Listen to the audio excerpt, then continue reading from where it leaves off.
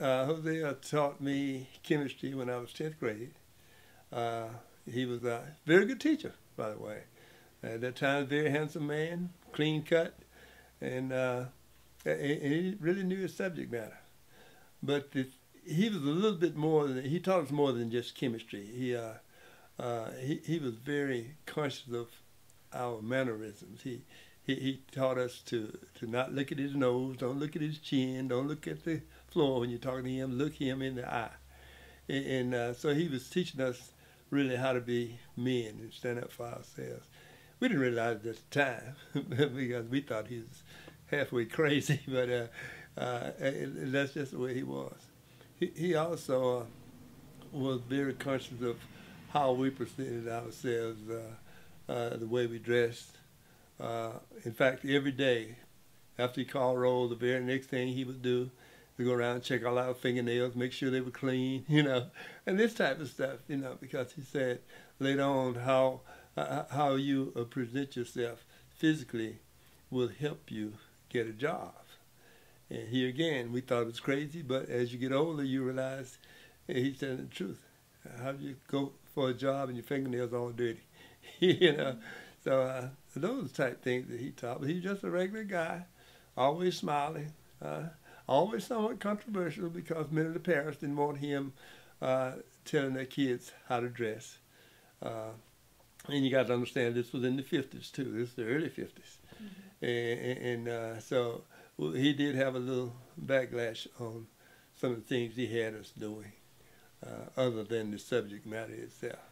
But he thought that grooming was a great part of a kid's education, and how he talked and how he expressed himself and how he looked people in the eye when he talked, when you talk to people. Those are his main things. He didn't talk about race hardly at all.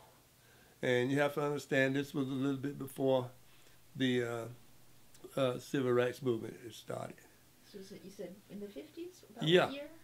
It was about 51 or 52, somewhere there. I can't remember exactly. Okay. I know I was 10th grade.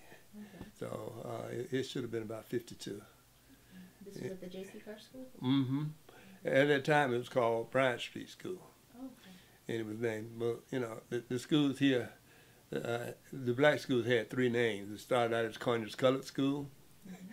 and then went from Conyers Colored School to Bryant Street School because it was located at that time on Bryant Street. Mm-hmm. And then later on it was named J.P. Carr after Mr. Carr gave some of the land that the new school was built on, mm-hmm. after the old Bryant Street School burned down. And so it was very, very educational.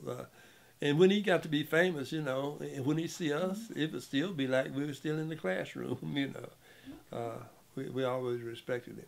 A very, very good teacher. And he didn't teach here long. He started in August, and by Thanksgiving he was gone because he got a job in Savannah as a chemist.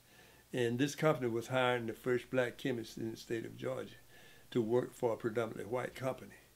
And he felt that it was his duty to go ahead and set the stage for people who were going to come after him.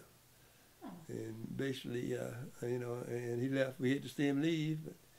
The guy who replaced him ended up being my son's father-in-law.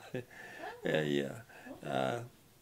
So, but it worked out, for him, because later on, when he left Savannah, he came back to Atlanta in DeKalb County and started his own chemical company, which was very successful, that most people don't even know about. They see him as this rabble-rouser. They don't see him as an astute businessman, which he really was.